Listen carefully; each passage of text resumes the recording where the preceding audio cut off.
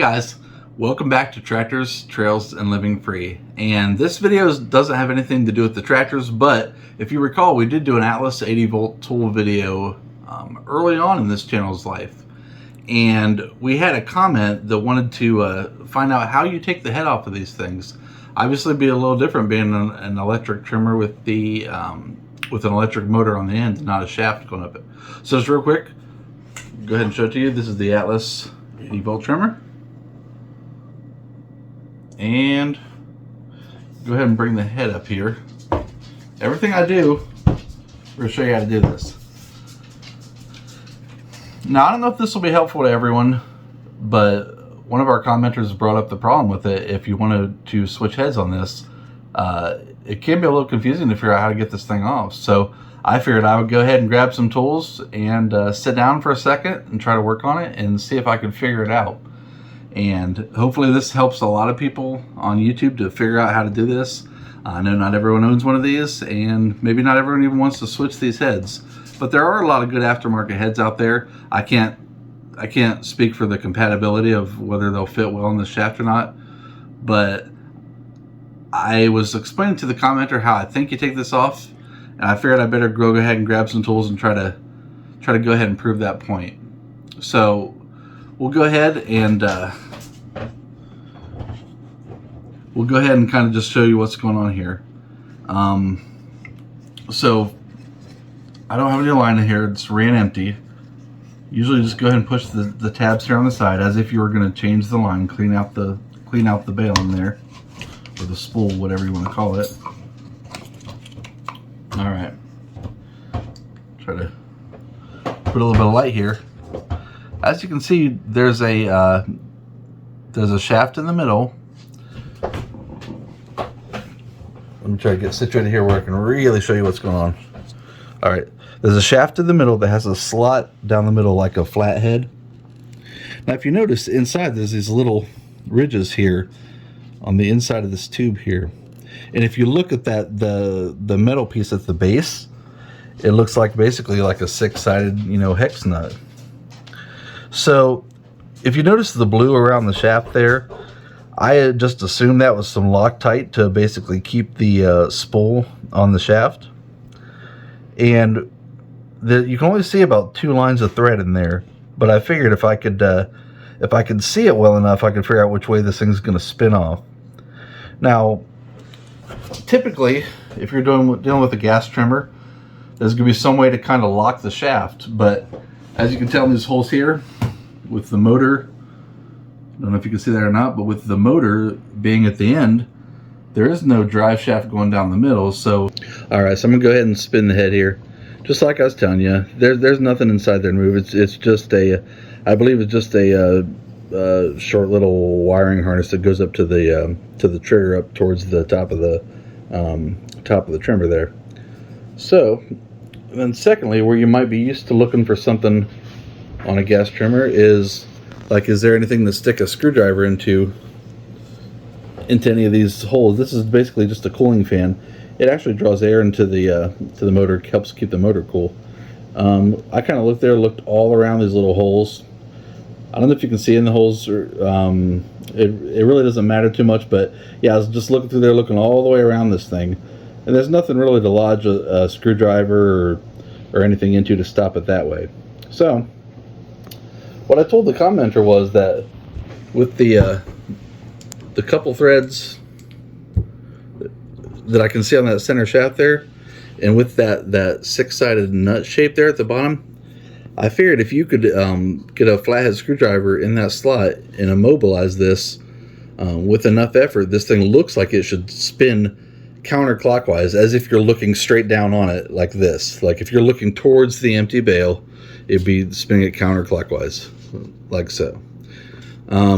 So it's kind of a wide slot, and it's kind of thick. So if you try to use too small of a screwdriver, it's going to have a lot of play in there. You might end up permanently deforming the end of that shaft. And if you do that, you may not ever be able to get this thing off. So what I did is I went ahead and got some really wide screwdriver heads here, flatheads, and the goal is to go ahead and plant it in there. And this is a wide one. This is the 3/8 flathead here. This has a really wide head on it, and it's relatively thick too, so that we shouldn't have any play inside the head there.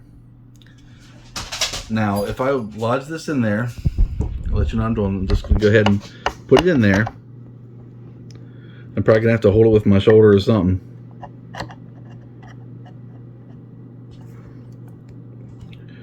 And then you're gonna have to kind of play with it a bit, because with the top of the motor housing being kind of rounded, it's gonna want to move a little bit. So you're gonna have to figure out some kind of way to immobilize it. I don't know, maybe tuck it up under you like that or something. That's pretty good. Now it's not gonna roll back and forth like that. Get this in there, and then, like I said, you're not turning the shaft with the screwdriver. You're just immobilizing the shaft of the motor there. Now, based on the way the threads are, like I said, I think you need to spin this counterclockwise to get it loose. And with that Loctite, it's probably gonna take some effort. So this probably looks really funny, but I don't want this slipping inside there, so you gotta give it a good. Yep. There we go. So popped it kind of loose there. Let me make sure it's moving independently from the head. It is, yeah. The shaft is staying in place. So the way you lock the shaft is get this big flathead in there. Let's go ahead and spin it counterclockwise and see if we can't make sure we're not slipping there.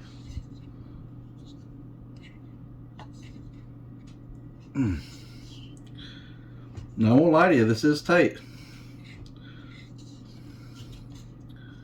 Oh, now we're making some progress. All right.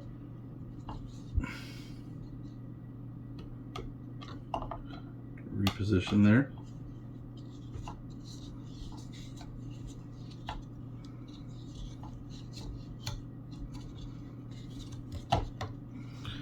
Let's have a look. Okay, so like I said, there were probably about 2 or 3 threads in there. It looks like I've lost those, so this is actually unspooling from there. But based on how wide the slot is, at some point your screwdriver head itself is going to be wider than the little washer and nut that it holds onto. So then we're going to go ahead and work ourselves down to a 5/16 flathead. See if we can't stay inside there.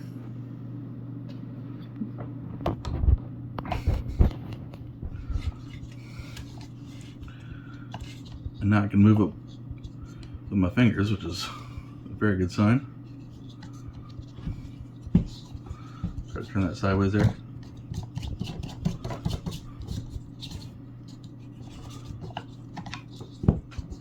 See what we got here.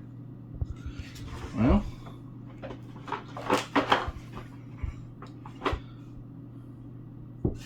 it's moving, but I don't want to damage those threads any, so now I'm going to go to pretty. Well, I'm sorry, that's a Phillips head. That ain't gonna work. Real small flathead here. See if I can't get it the rest of the way off.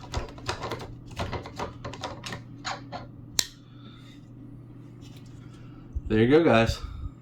So all this stays together. As you can see, the nut is basically captured by these little slots here. It's almost like a 6-sided thing. And that little washer in the bottom just sits in there, and it's locked into place. So that all moves with the head here. And now you can see what we got here. Here's the motor shaft. So as you can see, it's fairly long, but you only could have there were only like a couple threads of this shown, so it was kind of hard to tell exactly which way I was going to want to thread off, whether it was normally threaded or reverse threaded. But so there's some little kind of, not a collet, but little piece here. This, I don't know if you have an aftermarket head, I don't know if this will stay on or come off. I guess a lot of the universal heads I bought have like a lot of different pieces that kind of come with something to fit every head. I don't know exactly what the width on this shaft is. We'll see. Okay, it's wider than 1/4. What's this one? The 5/16. Yeah, maybe it's either 5/16 as far as how big the shaft is, or a little bit either a hair larger or a hair smaller. It's kind of hard to tell. But that's basically how you do it. You have to immobilize it with a large one, something that's big enough to not slip inside that head at all. And then as that nut gets closer to the top, you won't be able to turn this large flathead inside that little nut anymore. You're going to have to work down to a smaller one. And then probably to finish it off, just so you can spin it off by hand, you're going to have to go with, this is a 1/4 inch, something like that, or even smaller. At that point, there's no real force holding it on. So that's how you get it off. We should, and the reverse would be basically just to, again, lock it on there.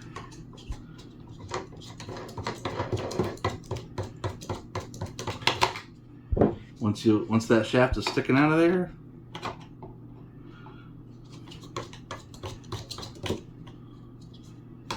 we're going to a larger one. Use the biggest one. And just torque it down a little bit. All right. So that's how it is, guys. Remember, you're always immobilizing the shaft. You're not turning with the screwdrivers. You're turning the head. So what you need is just a couple good size flatheads, like I told you. And other than that, that's how you take it off and replace it, whether you have a factory head or if there's a universal one that fits cleanly on there. So hopefully this was a huge help to you guys. The commenter said if I could do a video on this, he couldn't find any help for it. So maybe I'm the first one out there on YouTube to show you how this is done. So hope you enjoyed the video. Hope it was helpful to some people. And maybe we'll go ahead and change heads on this sometime in the future. Get one of those speed heads. So we'll catch you next time on Tractors, Trails, and Living Free.